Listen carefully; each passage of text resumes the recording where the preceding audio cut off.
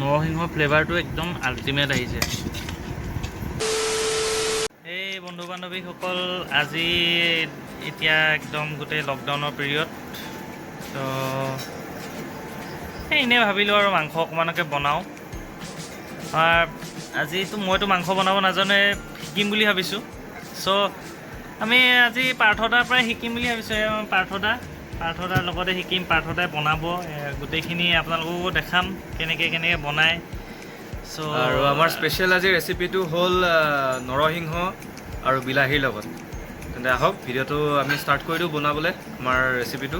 আপোনালোকে ভিডিঅ'টো শেষলৈকে চাই থাকক, আৰু খুব সুন্দৰ এটা ৰেচিপি হয়, বিৰাট টেষ্টি হয়। চাই থাকক ভিডিঅ'টো শেষলৈকে।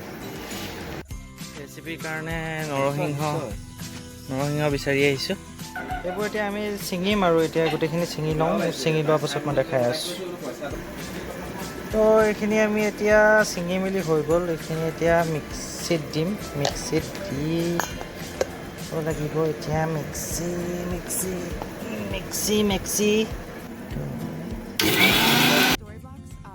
এতিয়া আমাৰ এইখিনিটো বেছি হৈ গ'ল। দেন আদা নহৰু চব এইখিনি পিচি ল'লোঁ।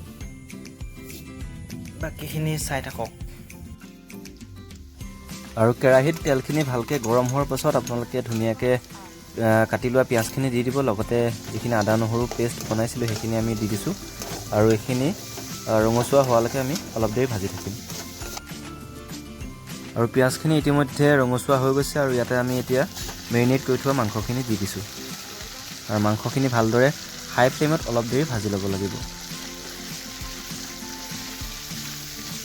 আৰু গেছটো হাই ফ্লেমত দি মাংসখিনি ভালদৰে লৰাই থাকিব, যাতে মছলাখিনি গৰম হৈ জ্বলি নাযায় বা লাগি নাযায়। হেৰি দি দিম কাশ্মীৰী ৰেড মিৰ্চ, সেইটোৱে মাংসখিনিৰ কালাৰটো ধুনীয়াকৈ দি দিব।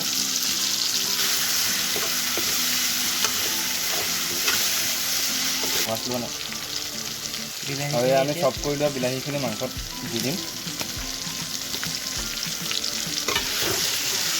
আৰু বিলাহীখিনি সদায় আপোনালোকে আলু দিয়াৰ পাছত দিব লাগে হিচাপমতে, কিন্তু মই আগতেই দিছোঁ, কাৰণ বিলাহীটো গলি যোৱাৰ পাছত আমি নৰসিংহখিনি দিব লাগিব। যদি আগতে আমি নৰসিংহটো দি দিওঁ তেতিয়া তাৰ ফ্লেভাৰটো নাইকিয়া হৈ যাব।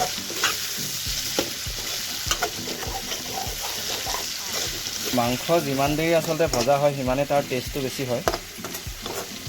সোনকালে ভাজি যদি পানী দি দিয়া যায় তেতিয়া তাৰ সোৱাদটো নাইকিয়া হৈ যায়। আচলতে মছলাখিনি মাংসত সোমাবলৈ পাব লাগে। আৰু বিলাহীখিনি ইতিমধ্যে গলি গৈছে, গতিকে আমি এতিয়া আলুখিনি দি দিম। আলুখিনি অলপ ফ্ৰাই কৰি ল'ম। আপোনালোকে আলুখিনি তেলত আগতেও ফ্ৰাই কৰি ল'ব পাৰে, মাংসত দিয়াৰ আগতে বহুতে তেনেকৈ কৰে, কিন্তু সাধাৰণতে মই নকৰোঁ, মই এনেকৈয়ে দি দিওঁ।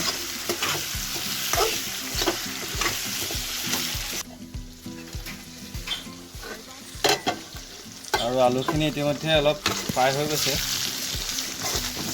গতিকে আমি এতিয়া ইয়াত ইতিমধ্যে পেষ্ট বনাই থৈছিলোঁ, এইখিনি নৰসিংহৰ পাত। আজি প্ৰথম এক্সপেৰিমেণ্ট কৰিম, কেনেকুৱা হয় নাজানো খাবলৈ, গতিকে এইখিনি আমি ইয়াত এতিয়া দি দিম।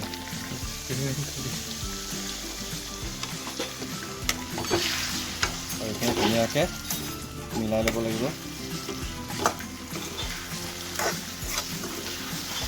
আৰু ফ্লেমটো অলপ হাই কৰি দিব গেছৰ।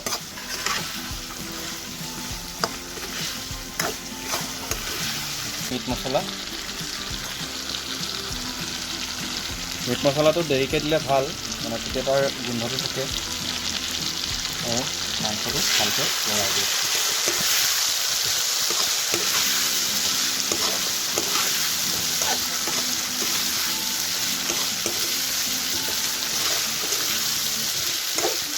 আৰু গেছটো ল' ফ্লেমত ৰাখি অলপ দেৰি ঢাকনিখন বন্ধ কৰি দিওঁ।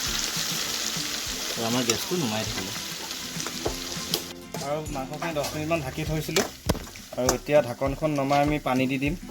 পানীখিনি আপোনালোকে নিজৰ ইচ্ছা অনুযায়ী দিব পাৰে। আৰু মুৰ্গী মাংসৰ আচলতে বহুত বেছি জোল কৰি দিলে খাবলৈ বেয়া হৈ যায় সোৱাদটো, গতিকে আমি মানুহ বেছি নাই, 4জন মানুহ, গতিকে সিমানটো পৰিমাণে আমি জোল দিছোঁ, পানী দিছোঁ। আৰু প্ৰয়োজন হ'লে আৰু অলপ পিছত দি দিম। আৰু এতিয়া মাংসখিনি আমি ঢাকি দিম।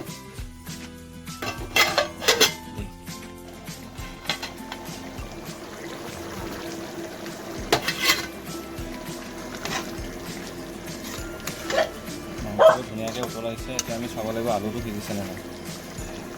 ঠিক আছে দিয়ক।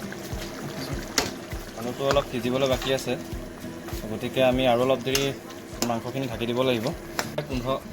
প্ৰায় 15 মিনিটমান সময় আমি মাংসখিনি উতলালোঁ আৰু আলুখিনি চাগে নিশ্চয় সিজি গৈছে এতিয়ালৈ। আৰু মাংসৰ কালাৰটো চাওক কিমান সুন্দৰ ওলাইছে।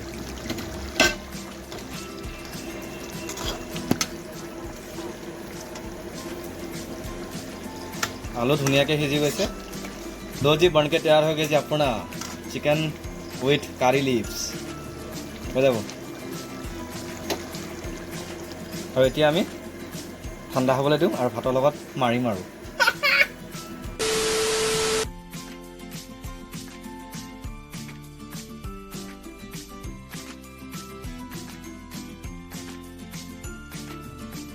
মাংসটো কেনেকুৱা হৈছে প্ৰথম মাংসটোৱে খাই লওঁ।